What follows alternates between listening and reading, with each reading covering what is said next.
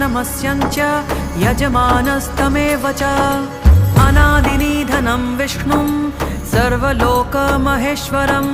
लोकाध्यक्षं स्तुवन्नित्यं सर्वदुःखातिगो भवेत् ब्रह्मण्यं सर्वधर्मज्ञं लोकानां कीर्तिवर्धनं